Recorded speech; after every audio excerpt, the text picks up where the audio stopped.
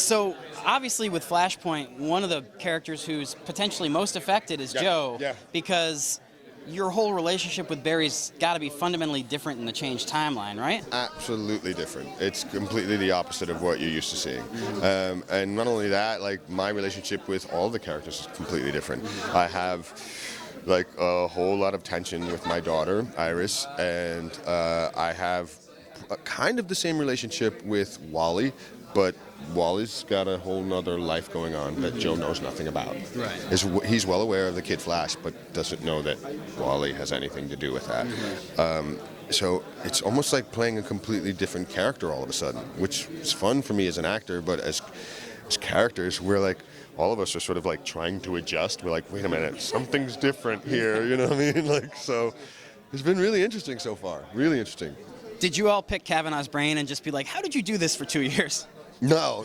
I mean, first of all, the guy's talented as hell. So, like, there's no mystery as to how he does it. Like, he's really talented. He knows what he's doing. So, no, and it's going to be completely different again this season. So, like, I can't wait to see what he pulls out.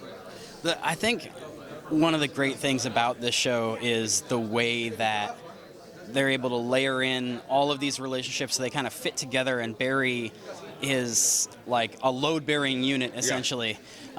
Is that kind of a key part of why Flashpoint makes the whole world kind of fall apart? That like you've got this kind of elaborate puzzle that falls apart because there's a missing piece? Yeah, I mean, that's exactly what it is. I mean, I couldn't have said it better myself. Like, there's literally one piece missing, and everything falls apart because of it. And, like, it all literally sits on Barry and the Flash's shoulders. So, there's that moral dilemma of, like, okay, I made that decision and I changed everything. And is that a good thing? Is that a bad thing? Obviously, things are really different when he comes back.